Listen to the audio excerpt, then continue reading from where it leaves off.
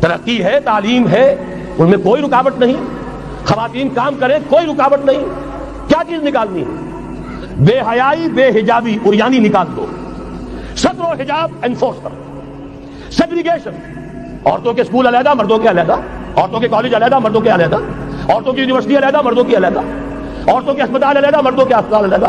کسی درجے میں تو ہمارے ہاں ہے، اس کو آگے بڑھاؤ، یونیورسٹی بناؤ. اسی طریقے سے ہسپتال میں، مردوں کے ہسپتال میں عورتوں کو نرس رکھنا کیوں لازم ہے؟ کیا مرد نرسنگ نہیں کر سکتے؟ کیا فوج کی جو فارورڈ یونٹس ہوتے ہیں میڈیکل، کیا ان میں عورتیں جاتی ہیں نرسوں کی حیثیت سے؟ جہاں اصل ضرورت ہوتی ہے، کسی کا بازو اڑ گیا ہے، کسی کی ٹانگ اڑ گئی ہے، کسی کا پیٹ چاک ہو گیا ہے، آتے باہر ہے، بڑی ٹینڈر نرسنگ کی ضرورت ہے، وہاں تو عورت نہیں جاتی، وہاں تو میل نرسز ہے. تو مردانہ اسپتالوں میں مردوں کو نرس رکھو، زنانہ اسپتالوں میں عورتوں کو نرس رکھو. عورتیں مریض ہوں، عورتیں ڈاکٹر ہوں، عورتیں جو ہے نرسنگ کریں، وہاں کی انتظامیہ بھی عورتوں کو دیجیے. پھر یہ ہے کہ ساری پرائمری ایجوکیشن عورتوں کو دے دیجیے. چھوٹی عمر کے بچے ہیں، انہیں عورت کے اندر اللہ تعالیٰ نے جو شفقت مادری رکھی ہوئی ہے فطری طور پر، ضرورت ہے اس ٹینڈر ایج میں. تو ارادہ اگر ہو جائے تو ہر کام ہو سکتا ہے. ارادہ چاہیے یہ کہ بے ستری، بے حجابی، عریانی، فحاشی کا خاتمہ کرو. نمبر 2، شراب اور منشیات کا خاتمہ کرو. اس کے لیے آئرن ہینڈ بلکہ آئرن فسٹ کی ضرورت ہے. یہ کر کے دکھایا، ایرانیوں نے کر کے دکھا دیا. ہم سے کہیں زیادہ گرے پڑے تھے، ہم سے کہیں زیادہ یہ خرابیاں ان کے معاشرے میں موجود تھیں. کر کے دکھایا کہ نہیں کر کے دکھایا؟ یہ ہو رہا ہے.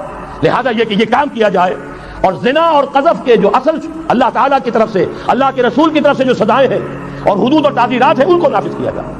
یہ 3 چیزیں کر دیجئے، یہی معاشرہ ہوگا. کوئی یہ نہیں کہتا کہ صحراؤں میں جا کر آباد ہو، کوئی آپ سے یہ نہیں کہتا کہ جائیے دوبارہ اونٹوں پہ سفر شروع کیجئے. جو ترقی ہوئی ہے، اللہ تعالیٰ نے علم دیا ہے انسان کو، اللہ تعالیٰ نے ٹیکنالوجی عطا فرمائی انسان کو، اور رحمان کا دیا ہوا علم ہے. علم آدم الاسماء کلھا، یہ اسی علم اسماء کا ظہور ہے پوری دنیا کے اندر. اسے خیر کا، برکت کا ذریعہ بناؤ. میں نے 3 باتیں بتائی آپ کو. نمبر 1، اللہ کی حاکمیت، کتاب و سنت کی ٹوٹل بالادستی. نمبر 3، اور غیر مسلموں کو قانون سازی میں شریک نہیں کیا جاتا. وہ پروٹیکٹڈ مائنورٹی، ان کی جان مال، عزت و آبرو کی حفاظت کا ذمہ ہے، مذہبی آزادی کا ذمہ ہے، لیکن وہ ہماری قانون سازی میں، اعلیٰ ترین سطح کی پالیسی سازی میں شریک نہیں ہو سکتے. نمبر 2، یہی سارا نظام، یہی سرمایہ کارانہ نظام، سرمایہ دارانہ نظام کو 3 چیزیں نکال دیں گے، وہ سرمایہ دارانہ نہیں رہے گا، سرمایہ کارانہ ہو جائے گا.